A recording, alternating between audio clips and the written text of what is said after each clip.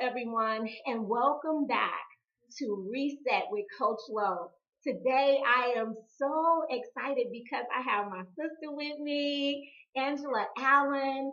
And I'm really excited about this season because we're talking about transitions. And transitioning is all about going from where you've been, going through the process, and getting to the other side of your life.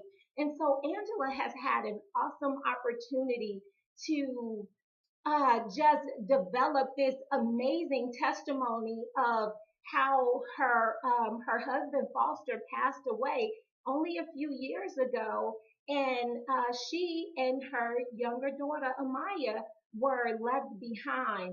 And so I'll just kind of the turn it all over to Angela and see what it is that she would like to share with you today as it relates to how she transitioned from being a widow to where she is today. So, Angie, take the wheel. Well, hello everyone. I think the biggest transition tool that I used was firstly God and allowing Him to speak to me and strengthen me because the loss of a spouse just leaves you weak and sometimes leaves you barren financially, physically. There's so many roles that a spouse plays and contributes to a family. So you're not only losing the person, but you're losing all of the characteristics of what they brought to the family. Mm-hmm. So for me, it was foundational was God, if I got to hang on by a thread, a grain of salt, I'm not letting go of you. I need to hear from you. And so for me, it was creating a momentum, moving the needle just a little bit every day to get to a point now, three years later, to where I am. Awesome. Wow. 3 years. It's been that long. Yes, yes, Well, this was an interesting path because as Angela had lost her husband, shortly thereafter, I went through a divorce, and it yes, was interesting just how our hearts were knitted together in that season. Just when I found out that Foster had passed away, it was on the morning of Mother's Day. Angela, I had just sent her off. I had loved on her and prayed for her and sent her on, and I was trusting that everything would be okay, and then to find out that it wasn't, it was very, very heartbreaking.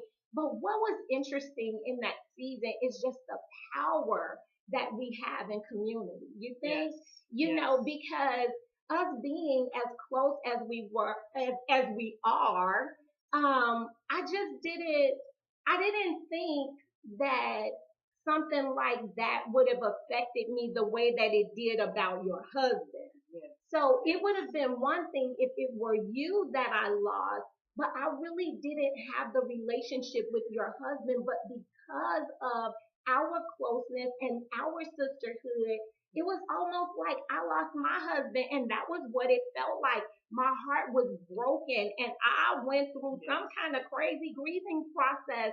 yes. And sharing that with her, I think it just kind of took her back, and I think it Mm-hmm, was just like, really. mm-hmm. So it was amazing, but I believe that it was an introduction to the season that I was getting ready to step into. And Yes, so, we talked a lot yes, through, just how a physical death yes, of a spouse and then the divorce of a spouse, how it can be so similar in yes, the quite so. grieving process, right? Yes. Yeah. So, Mm-hmm. so Angela, so when this thing happened, so tell the audience a little bit about what that looked like on that Mother's Day. Tell them what your process looked like, just kind of where you were, um, in terms of how did you find him, what was going on, because I just believe that our audience that they need to understand the importance of understanding that it's okay for you to be where you are, Yes. but you also have to agree that you will move from where you are and you Absolutely. will choose to live again. So Yes. tell us a little bit about that. So actually we traveled to New Orleans for a funeral. Oxymoron. Me traveling for a funeral and ending up having to plan my own husband's funeral. So I think about 3 in the morning, I woke up in a gasp. And I looked around and I looked and my daughter was asleep, snoring probably. And I didn't see anything. And I laid back down. About 7:30 that morning, I went downstairs because he had a bad leg and could not walk up the stairs. So I said, let me go check on Foster. Um, but when I saw him and I saw his eyes, I knew at that moment. As a licensed funeral director, I've seen hundreds more deceased persons than I'd like to, but I knew the look. And I pounded on my father's door, and he ran down to try to resuscitate him, but he was already gone. And the coroner comes and said, "Oh, the time of death is." I'm like, I know it was 3:35. Wow. I knew the spirit, as we're one in flesh. I could spiritually feel the pulling apart, and that breath that I was grasping for was his breath leaving. Wow. And at that moment, you're thinking so many things. Is this real? Can time stop for just 12 hours? Can we erase the day? Can I say one more time, I love you? And I'm so happy that you're my husband and the father of our daughter. And what can I do? What can I have done in that moment? But what I realized and what my mother said, she said, you lived your vows, for better for worse, rich or poor. We had some hard times, sickness and health. He was sick. I lived my vows. I said everything I wanted to say. No regrets. So the peace I had there was wonderful, though he was absent. So then I go to, how do I tell my daughter? How do I walk up these stairs and tell her she was never, ever going to see her father physically again? Mm-hmm. Wow. That's a lot. Yes. That's a lot. I mean, because in the moment, it's like you're going through your own stuff. Yes. You know, it's just like, okay, this is really, really difficult for you. But then you have this young baby, this young child, and Amaya was 7. Yes. She was 7 at the time. So Amaya is now 10 years old. She is an amazing dancer, everybody. She's really good Yeah. though. I mean, I said it like that because she's precious to me, but she can really dance. Yeah. And so Ange, so when you talk about what could I have said, you know, we don't always get an opportunity to do it over. No. And so what I want to say to the viewing audience today is when life is happening, life is so short and we don't know if our loved ones will wake up. We don't know what might happen in transition. He transitioned from this life, right? Yes. But you had to transition through a process of living life without him. Yes.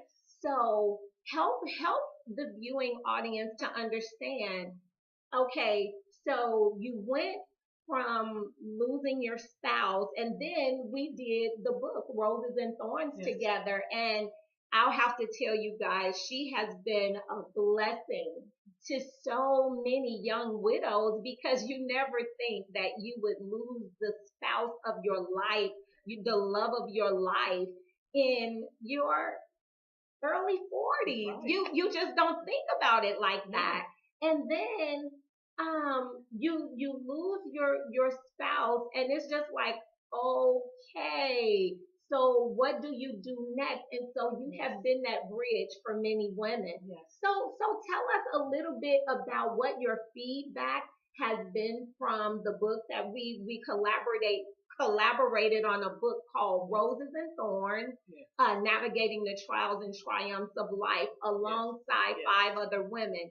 And so in this collective writing, it tells 14 stories of 7 amazing women and what their transition through their process looked like as it related to where they started in the midst of the struggle. The midpoint, what did the process look like? How did it all work out? And then where God has taken us to in our journey. Yes. So what has, if there was something that you could tell the audience, what would it be in terms of um what that process was like, and then what you have to offer women who are in that space? I think for the process, for me, in sharing, to not isolate yourself, community is so important. It is so important to lean on your church family, your parents, your siblings, your friends, your girlfriend circle, so that they can help to strengthen you during your weak times, and to accept help, you know, and to guide people. Because I know for me, at that moment, there's so many people, oh, well, what can I do? What can I do? I don't know if I can breathe right now. I don't know if I can swallow. I don't know if I want my eyes to open up in the next second.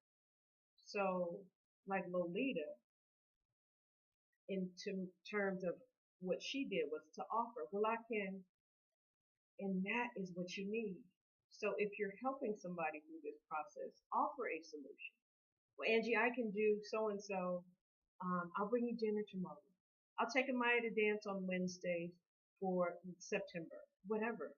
Just the thing where you don't have to think about any other thing but restoring yourself, Yeah. renewing, determining what your transition is going to be like. So I also offer the importance of having life insurance. I am a farmers insurance agency owner, but prior to that, as a licensed funeral director, we sit across the table from so many people who they have the wonderful, beautiful homes, cars, and you coming in, putting a funeral on a credit card, or having to have a GoFundMe account. And get insurance while you're young. As Lolita mentioned, I'm a young widow. I'm not in my 60s. I still have a little child, school, activities, still growing. So it's not so much, oh, I'm ready for the assisted living home. No, I'm young. I'm full of energy. So getting those things in order now. I've developed a product called the Ultimate Plan in a Box, which describes everything, every step you need to take and do to prepare for last rites. Because we are such an unprepared society. We're so temporal and tomorrow. But his tomorrow didn't come. But when we got married, I was like, okay, you need insurance. Okay, we're going down to get you. We're going to insure each other. Why? Because it's important. Because when he left, physically, they weren't still paying his paycheck. Oh, well, she's a widow. No, that's stuff. Yeah. And he's the breadwinner. So the transition through, now what am I going to do to supplement? I had time. Life insurance gave me time to grieve. I didn't have to take a week off and, oh, I got to get somebody to come help me move. And I got to go move in with so and so because we weren't prepared. No, we were prepared. We were prepared. Praise God. Wow. Wow. So It's so as I'm listening, it sounds like your personal journey has prepared you to move into a different line of work. I mean, Yes. it really shaped the rest of your life. So Yes. you went through the grieving process. Yes. And now you find yourself in a place of restoration Yes. and reconciliation back to a normal rhythm of life. Yes. So you didn't choose to stay where you were No. because that, like you said, even when in the book Roses and Thorns, she started out just talking about I couldn't breathe. I didn't know how to. It was like she lost all sight of what was reality. It was Yes. just like she was just no longer present. And Yes. so to find yourself in that place and then to see where you are today, it is just a delight Yes. to call you friend, to see where God has brought you from and that He has been faithful in your journey. And so if you had last words or if you wanted to just speak a prayer over the viewing audience, please have at it. Yes. Well, I think my prayer would be that the widow not be stuck in time. If I would have allowed time to stop, like injuries, like molestation, they say that when a child is molested, that's the stopping point of their emotional growth. Mm-hmm. If I would have allowed the death of a spouse to stop me mentally, but I'm still growing in age, that would have opened up something different for my daughter and her perspective Yeah. and how to deal with the realities of life. Because children, young children, are on depression pills. They're trying to get them on all kind of pills. They're committing suicide because they can't deal with feelings in life. And I refuse to allow my daughter and our family legacy to be tied to medication and all these false hopes or just getting through. No, we're going to live life. We're going to wake up and be sad about dad. We're going to cry. We're going to eat pancakes and sausage. And we're going to go on about life. That's good. Yeah. We're going to deal with the pain in that moment and then continue. Fourth grade can wait. Fifth grade can wait. My life can wait. But what I'm teaching her about the journey is so essential.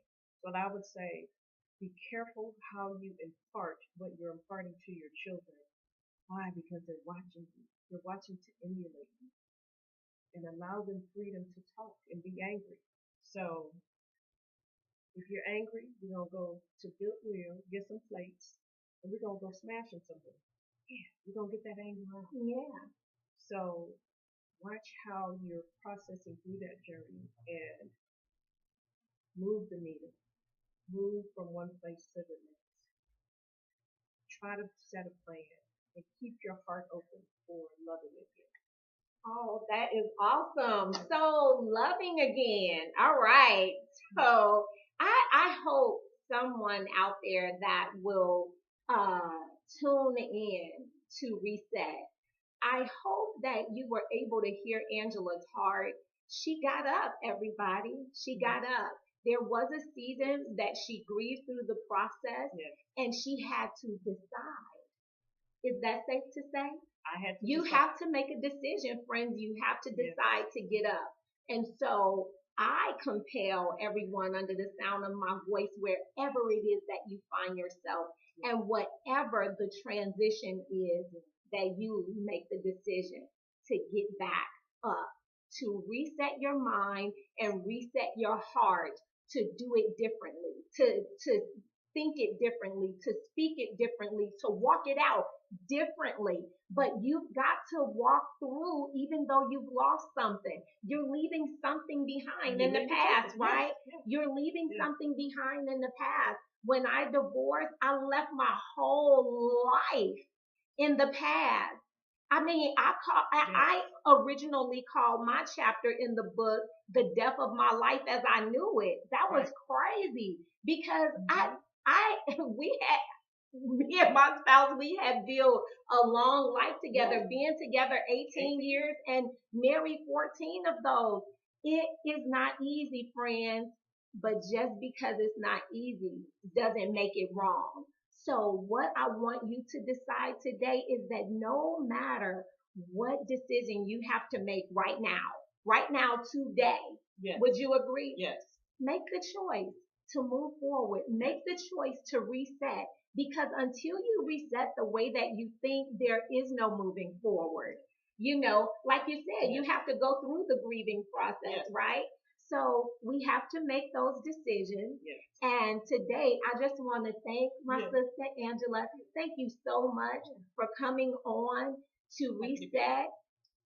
This has been dynamic, and I know that you are going to bless some people. Yes. So why don't you do this? Why don't you share with the audience the location and the number to your business, Sure. so that if you find yourself not having the insurance that you need that will carry you through and give you the opportunity to breathe and not totally change your life up so that you can continue to live. You need that insurance. So, Yes. Angela, please feel free to share. Yes. My agency is called the Angela Allen Agency. We are located at 3115 West Parker Road, Suite 560 in Plano. Our telephone number is 469-366-9618. And I look forward to hearing from you. Awesome, awesome, awesome. So, again, Angie, thank you so much for being with me today. And to you, I say thank you so much for tuning in to Reset with Coach Lowe. Make it a great day.